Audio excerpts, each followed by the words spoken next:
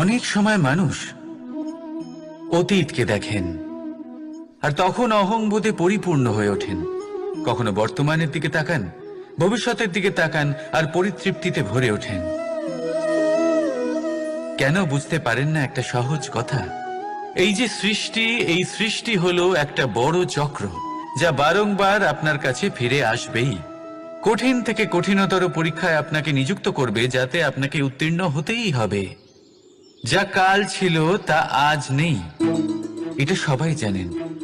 যা আজ আছে তা হয়তো কাল থাকবে না, এটাও আপনাকে মেনে নিতে হবে, তাও আবার হাসি মুখে। শান্ত থাকতে শিখুন আর কখনোই মনের মধ্যে অহংকার উৎপন্ন হতে দেবেন না। হতে শিখুন সেই হিমবাহের মতো। হয়তো এই জন্যই এত শীতল থাকে, কারণ ও জানে গতকালও জল রূপে ছিল, আজ বরফ রূপে হয়তো আছে, কিন্তু কাল পুনরায় সে জলেই পরিণত হবে। নিজেকে শান্ত রাখুন। হয়তো আজ আপনি সাফল্যের শিখরে আছেন, হয়তো বা নেই। আপনাকে প্রত্যেক দিন অবশ্যই দেখতে হবে। শুধু নিরন্তর প্রচেষ্টা করতে থাকুন, প্রত্যেক পরিস্থিতির জন্য তৈরি থাকুন আর একে ভারসাম্যে রাখতে শিখুন। আপনার কাল হোক, আজ হোক বা আগামীকাল, আপনার ভালো দিন হোক বা খারাপ দিন, সব পবিত্র হয়ে যাবে। তাহলে আসুন আর আমার সাথে ভালোবেসে বলুন, রাধা রাধা। এই সংসারে এমন কোনো পর্বত নেই যা এতটাই উঁচু যে মানুষ তার শিখরে পৌঁছতে পারবে না, তাকে অতিক্রম করতে পারবে না। এই সংসারে এমন কোনো সাগর নেই যা কিনা এতটাই গভীর যেখানে মানুষ তার তলদেশে পৌঁছে ফিরে আসতে পারবে না। একটা ছোট্ট বরফের টুকরো পর্বতের শিখরে গলে গিয়ে বইতে থাকে আর দেখতে দেখতেই তা মহানদী গঙ্গায় পরিবর্তিত হয়। এর কারণ কি? এর কারণ হলো প্রচেষ্টা, প্রারব্ধ নয়। এই প্রচেষ্টাই সুনিশ্চিত করে যে আপনার প্রারব্ধ কি হবে। এই সমস্ত কিছু হলো প্রচেষ্টা আর প্রারব্ধের খেলা। আপনার প্রচেষ্টা যেরকম হবে, আপনার প্রারব্ধ সেরকমই হবে। আর আপনার প্রচেষ্টা যদি উচ্চ মানের হয়, তাহলে প্রারব্ধকে আপনার সামনে নত হতেই হবে। কি বলেন? তাহলে আসুন আমার সাথে ভালোবেসে বলুন, রাধা রাধা।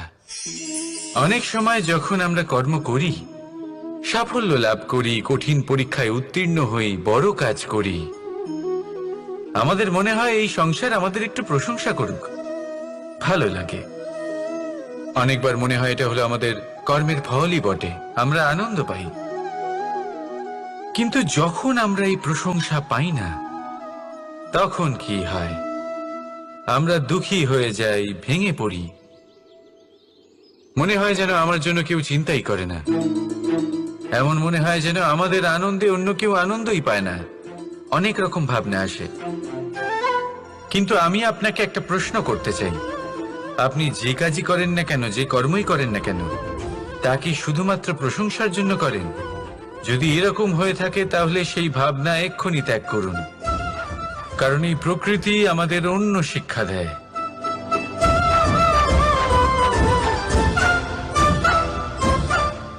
এই ফুলকে দেখুন,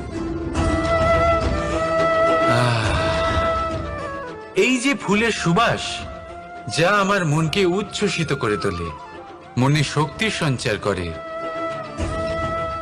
এই সুগন্ধ। কিন্তু ভেবে দেখুন, ফুলের কিন্তু এই কাজ করার জন্য কোনো প্রশংসারই প্রয়োজন হয় না। এটাই হলো প্রকৃতির শিক্ষা।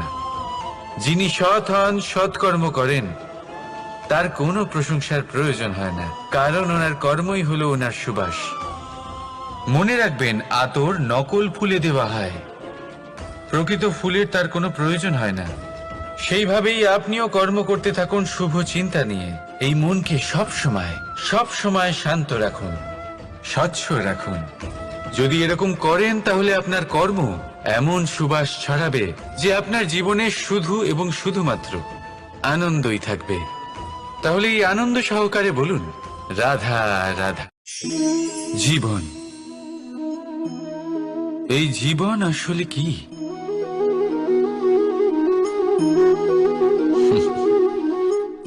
এই প্রশ্ন সবার মনেই এসে থাকে। সবার মন এই প্রশ্নের জন্যই চিন্তিত থাকে,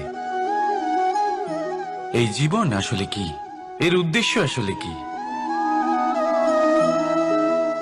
কি করা যেতে পারে এই জীবনে? এই জীবন কি কিছু পাওয়ার, নাকি এই জীবন কিছু হারাবার? এই জীবন কি আসলে সেটাই যেখানে আমাদের পরমাত্মার খোঁজ করা উচিত, নাকি আমাদের ধাবিত করা উচিত নিজেদের স্বপ্নের লক্ষ্যে? এই জীবন আসলে কি? এই জীবন আসলে অত্যন্ত সরল। এ হলো শান্ত জলের মতো, একটা আয়নার মতো এই জীবন। এই জীবন আসলে ঠিক যেন এক আয়নার মতো। আয়না কি করে? আপনাকে সেটাই দেখায় যা আপনি করে থাকেন। আপনি হাসি মুখে আয়নার দিকে তাকান, আয়না আপনাকে আপনারই মুখ দেখাবে সেই হাসি সমেত। আপনি রেগে গিয়ে আয়নার দিকে তাকান, আয়না আপনাকে সেটাই দেখাবে। আপনি প্রসন্নভাবে হেসে আয়নার দিকে তাকালে আয়না আপনাকে সেটাই দেখাবে। এটাই হলো জীবন, একটা আয়নার মতো। আপনি এটা ভাববেন না যে এই জীবন আপনাকে কি দিয়েছে, বরং এটা ভেবে দেখুন যে আপনি এই জীবনকে কি প্রদান করেছেন। যদি আপনি এই জীবনকে সুখ প্রদান করেন, আনন্দ দিতে পারেন, ভালোবাসা দিতে পারেন, তাহলে এই জীবনও আপনাকে সুখ, আনন্দ আর ভালোবাসাই দেবে। তাহলে আসুন এই সুখ, আনন্দ আর ভালোবাসা দিয়ে বলুন, রাধা রাধা। সংসারে অনেক সময় এরকম হয় যে আমরা খুব সমস্যায় থাকি, খুব বিপদের মধ্যে থাকি, আর সেই সমস্ত মানুষ যারা আমাদের কাছের মানুষ, আমাদের আপনজন, তারা আমাদের ত্যাগ করে চলে যান। আমরা এই সময় দুঃখ পাই, নিরাশ হয়ে পড়ি এবং একা একাই সেই সমস্যাকেও কাটিয়ে উঠি। এবার পরিস্থিতি যেমন খুশি হোক না কেন, সেই সব মানুষ যারা এমন সময় আপনাকে ত্যাগ করেছেন, তাদের প্রতি ক্রুদ্ধ হওয়া, অভিমান করা, এটা অনুচিত। আমি বলবো তাদের প্রতি কৃতজ্ঞ থাকুন। আমি বলবো তাদের ধন্যবাদ জানান যে তারা এমন সময় আপনার সঙ্গ ত্যাগ করেছেন যখন আপনার তাদের সব থেকে বেশি প্রয়োজন ছিল। কারণ দেখুন, হয় তাদের বিশ্বাস ছিল যে আপনি নিজেই এই বিপদ থেকে বেরিয়ে আসতে পারবেন, বা তাদের ত্যাগ করার জন্য আপনি নিজের উৎসাহ বাড়িয়ে তুললেন, আপনি নিজের শক্তি বাড়ালেন এবং নিজে সেই সমস্যা থেকে বেরিয়ে আসলেন। নিজের খারাপ সময়কে আপনি নিজেই ভালো সময় করে তুললেন। শেষ পর্যন্ত আপনি আরো শক্তিশালী হয়ে উঠলেন, আরো শ্রেষ্ঠ হয়ে উঠলেন। আর এটাই তো আপনার বিজয়, যার কারণ হলো তাদের আপনাকে ত্যাগ করা। তাহলে তাদের ধন্যবাদ জানান আর আমার সাথে ভালোবেসে বলুন, রাধা রাধা। দোল উৎসবে এই সমগ্র সংসার রং নিয়ে খেলা করে, কিন্তু এই রঙের সারমর্ম এই সংসার কি জানে? কখনো দেখেছেন একটা চিন্তিত মুখ শুধুমাত্র রঙের স্পর্শ পেয়ে আনন্দিত হয়ে ওঠে? দোলে আমরা কি করি? পুরাতনকে ত্যাগ করি আর নতুনকে স্বাগত জানাই। শিশিরকে বিদায় জানিয়ে এক সুন্দর, এক নতুন ঋতুকে আগমন জানাই। দুশ্চিন্তা দূর করে আসার নতুন রঙে রঙিন হয়ে ওঠা, নিজেকে আনন্দিত করা, এটাই তো হলো দোল। এবার দোলের একটা ব্যাপার আছে, দুটো রঙে একসাথে রঙিন হওয়া যায় না। একটা রং উঠলে তবেই আরেকটা রং লাগা সম্ভব। আরো একটা প্রশ্নও রয়েছে, কোন রংকে তুলে দিয়ে কোন রং মাখানো যেতে পারে? যদি আপনাকে উদাহরণ দিই, লোভের এই রং, তা যতক্ষণ লেগে থাকবে আনন্দের রং লাগতে পারবে না।